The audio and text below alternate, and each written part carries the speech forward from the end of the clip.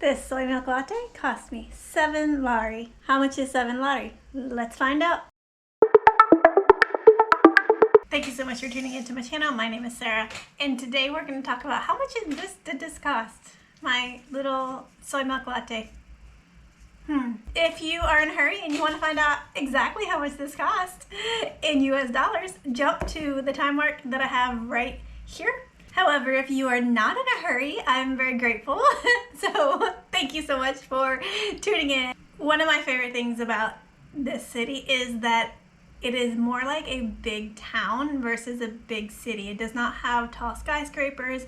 It does not have like the busyness in the center that a lot of bigger cities have. So I'm typically drawn to, and if you watch my channel, you most likely are drawn to smaller, quainter areas versus big, crazy busyness. If you are interested in big, crazy, busy, this is not your channel. I'm sorry. I do not like them typically. So if you are considering living in Kutaisi, Georgia, I want to give you a few statistics about this city before you consider. Maybe you're a digital nomad and you're wondering if Tbilisi is better or Kutaisi is better, or what and where in the world is Kutaisi even located, and why you should visit, why you should come here. Well, as I already said, it is a bit smaller than Tbilisi. Kutaisi is located on the Rioni River. It is one of the oldest and longest inhabited cities in the world. It was the capital of Georgia from the 8th century BCE until the 11th century. It is rumored that the Argonauts passed through Kutaisi in its search for the Golden Fleece. If you don't know that legend, I will link below the legend of the Golden Fleece. The name Kutaisi can be translated to mean the city between a stone and a mountain. It is the capital of the Imereti region, this is the region that I'm currently in, is known as Imereti. It is 137 miles away from Tbilisi, and that is about a 4-hour ride on a mashuka, or if you are driving. And let me tell you, the road is a bit windy and curvy, and it might take you between 3 to 4 hours depending on your driver or how well you drive. If you are taking a mashuka, it will take you approximately 4 hours and cost you $8 US.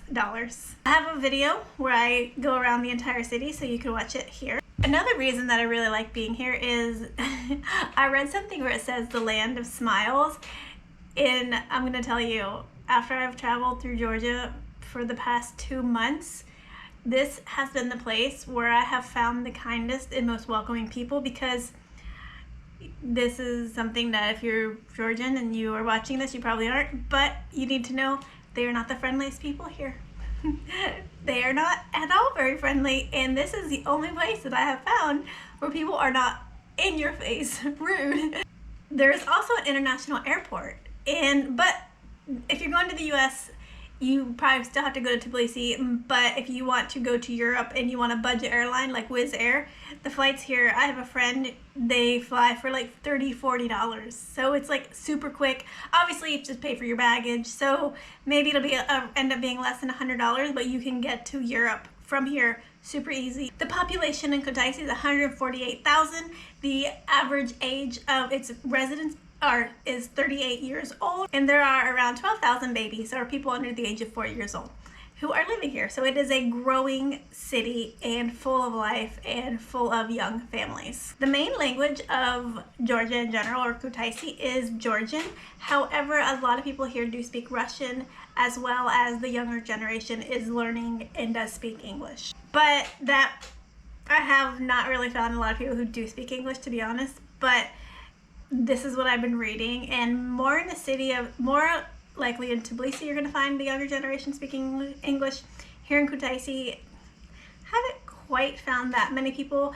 I will occasionally. I was at a coffee shop and one guy spoke English, the other guy didn't, and they were like around the same age. So it's kind of hit or miss. But people in the shops or coffee shops or where you're going to go, like, they understand what you need. So they understand the words in English that are appropriate. However, if you do plan on coming here and living for a long term, I recommend learning Georgian because that is what most of the people do speak here. The currency here in Georgia is the Georgian lari, which is approximately $1 US to 2 lari 83. For example, this costs me 7 lari. And with that said, a lot of places do take credit cards, so I use cash everywhere because I have a Charles Schwab. If you are traveling, you need a Charles Schwab because they give you all your transactions fees reimbursed. So don't even mess around, just get a Charles Schwab card.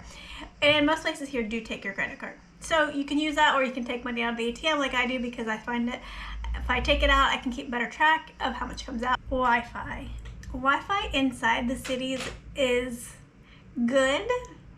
I wouldn't say it's great, but however, like most developing countries, it does go out from time to time. At times, like for the past 20 minutes, I've had not have Wi-Fi because you don't know, it just kind of comes in or goes out. If you are someone who needs good, fast internet, it is here in some places have better internet than others, but you can always get a SIM card. A SIM card, I would recommend GeoCell. It costs about 37 lari per month, and it's unlimited data, and that is what I had. And even in the mountains, it worked fine. There was no issues with this. So if you're gonna come here, I would just do that for a backup. Then you have Wi-Fi everywhere anyways, and it was like better than most places that I go, like where I stay. And 37 gel is approximately $14 US per month for unlimited data. So, and that's including buying the SIM card. So if you already have the SIM card, I'm not sure how much it'll be, but it will be a little bit less. Okay, so now let's talk about costs of things, for example, such as my cup of coffee this morning. This was a soy latte, which is a bit more of a fancy coffee, and it cost me, like I said, 7 lari, so that would be $2.66, which I had to pay extra for the soy milk, and then it was at a nicer place. However, you can get a Turkish coffee for 3 lari, which is about $1. Approximately $1, a little over maybe, but like $1.14. Or you can buy, like I normally do. I bought this for the video because I wanted to see how much they were, because I was reading online that they said you can get a coffee for like 5 lari, but you can get an Americano for 5 lari, but it depends on what you want. So this is what I normally drink, so I figured I would show you the normal, what I normally would get in comparison to somewhere like the US or other countries. Typically, I buy these little packets and they're like 0.60 gel. That is approximately 23 cents. So normally I spend about 50 cents on coffee a day because I get the little packets that are instant. Yes, and they're all over. They're everywhere here. I don't have one because I'm out, but they're all over. If you want to take local transportation, the local bus costs 1 lari, which is about 38 cents, and you need to get a card, like a tap card, which I have somewhere. I'm not the best organized person. I don't know where it's at, but you buy it. I think it costs like 3 lari at the metro station. Then you use it on the local buses and you just tap it. You can fill it, but I'm not gonna lie. I've taken so many buses here and not had the card and have just not paid, and no one kicks you off. No one says anything. So, or sometimes you just pay the driver. But I've gotten on buses and not paid. So, but the metro, if you're in Tbilisi, also costs 1 lari, 1 per way, which is 38 cents. Okay, so I want to talk about costs of like renting a place. The place I'm in now, I'm going to tell you my exact cost breakdown of everything in a little bit. But I did some research online to find out how much it actually costs if you want to live here long term, like digital nomad style. So if you want to rent a room in someone's house, that is approximately $190 per month. This is just what I found from looking around on the websites, not on Airbnb. Please don't do Airbnb because, I don't know, they just drive up the rental market and cause everything to go kind of crazy, and they overinflate the prices. So your best bet is to find someone here, go on the Facebook groups, find a local, and do it that way, and you're gonna get better prices. So the prices that I found, I'm not sure, I think you can do better because I had met someone in Tbilisi who rented an apartment for $300 a month outside the city center. The prices here in the center, like where I'm at, are gonna be around $500 a month, and I did see that they were furnished, so that's good. But if you want to get a little bit cheaper, you do have to go outside the city center, but there's public transportation and you don't need to be in the city center. I'm here because I like to walk everywhere, plus I'm not here very long. I'm only here for about 2 weeks. So for me, it makes sense to be right in the center, and it's just easier. But if you're gonna live here long term, if I was gonna be here, stay here longer, and learn the transportation system better, I would probably rent somewhere to myself and go further out in like the outskirts of town or in the countryside. Okay, so let's talk about my personal expenses living here as a, when I travel, I typically travel on a budget, but lately I've been traveling really fast and have been spending a little bit more money than I normally would. So this is just gonna be a week of how much I spent as traveling, going a little bit faster, and not cooking. So, and just to mention that I am renting my own room. However, it is a rented room inside of an apartment that has other people living here. So we do share a bathroom and we do share a kitchen, but I do have my own living space, which you can see, which is like a bedroom, a desk. There's actually 2 beds here, a chair, a desk, and then the patio is right here. And there's washer and dryer, kitchen and bathroom that is all shared. So for 1 week for my private place, it cost me 394 lari, which is $150 a food for the week. My week that when I did this calculation, cost me $95 for the week. And I must tell you, this was me eating out and getting coffees at least once a day.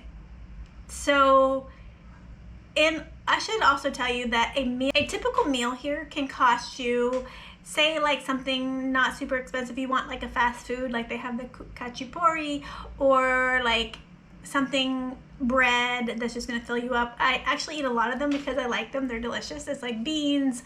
There's one that's meat. There's one that's cheese. Those cost around 3 lari, which is like a little over $1. So you can just eat that and be very, very budgety.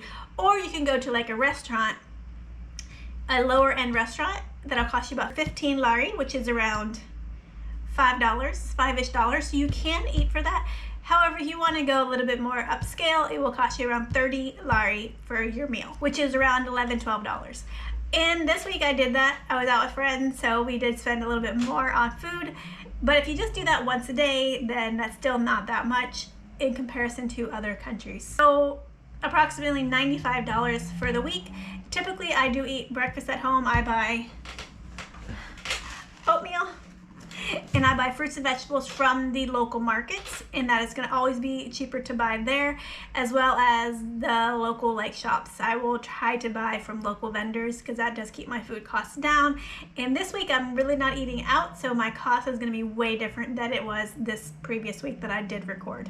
If you need like random toiletries, for example, I had to buy face cream. This is retinol.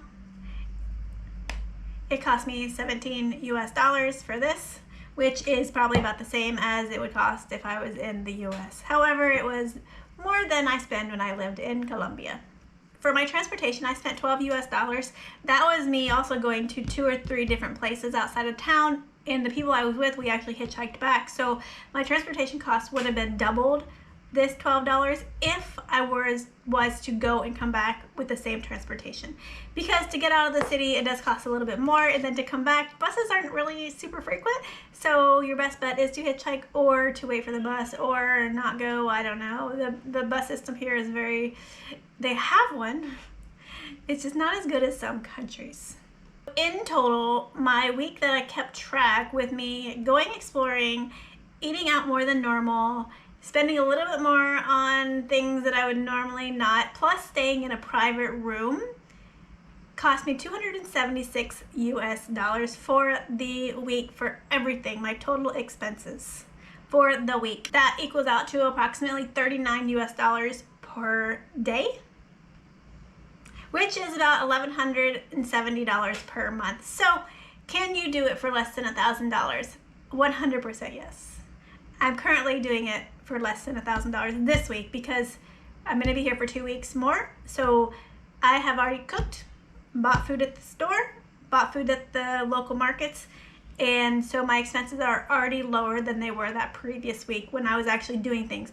However, the previous week was more realistic because when you're living in a different country, you are going to be going to do things. You are going to be going out with friends. This week I'm being like a hermit and not doing anything and working because when you are really busy, you tend to not get work done. I tend not to get work done, I should say. So this week will be less. I can probably do it for like $900 to $1,000 a month, which is normally what I spend while I'm traveling.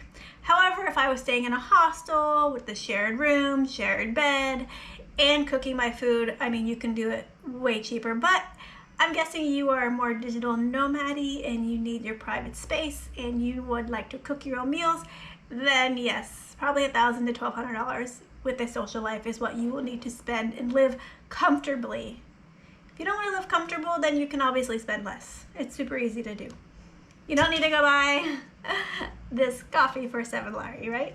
So yeah, anywhere that you travel, because I want to like also talk about here in Georgia, the inflation has really taken a hit here, just like it has the rest of the world, because before, I think 2020, Georgia was known as the cheapest place in, I don't know, Trans-Asia, basically. It's technically not Europe, it technically is Asia, I think, but it's like, some people consider it Europe, but like Trans-Euro-Asia, whatever. It used to be way cheaper. However, after the Russian-Ukrainian war, a lot of the Russians have come here and a lot of the Ukrainians have come here, increasing rental prices. So just like anywhere else in the world, Georgia has seen inflation, which obviously you probably have as well, because most of my audience is from the US. So, however, it's not as bad, but for living here, being like the cheapest place to go, it is no longer. I think my living expenses in Colombia were less. I also was living there longer, traveling less, but yeah, for being so close to Europe and having accessibility to go to Europe or to go anywhere else, this is a great place to be, especially here in Kutaisi, because you can travel to Mestia, you can travel to Tbilisi, you can travel to Marvili, you can travel to Batumi. So you're pretty centralized. I know Tbilisi is, you can from Tbilisi as well, but Tbilisi is such a big, crazy, loud city. And some of the stuff I have noticed was cheaper in Tbilisi. When I go back to Tbilisi, I will do a week, because I'm going to stay there for a week, and see how expensive it is in renting my own room, and I will do that. But I can already tell you that renting your own private room there is going to be more expensive. It's going to probably be double this. So even if food is cheaper, your cost of living in renting a place is going to be more expensive. There is more to do. Social life. There is a digital nomad group, expat group. Everything is on Facebook. But if you're like me and you like a quieter living life, more chill, then I recommend Kutaisi. At least check it out. Like, don't discount or discredit this place just because it's small. It's not the capital and you're just traveling through. You know, come spend some time here and then make your decision. But it is great if you want to be a digital nomad. It's a great place to start, especially if you're coming from Europe or you want to go to Europe. And don't forget, the visa for Georgia is 1 year, so you can come and stay for a year, and then you can leave, hop the border to Armenia, and come back for another year. It's like infinitive, so you can actually live here, and that is what's happening. People are living here. It's helping the economy. We'll see. I don't know that much about the economy, but it is a very interesting place to be. So thank you so much for tuning in. I will see you in my next video. Bye.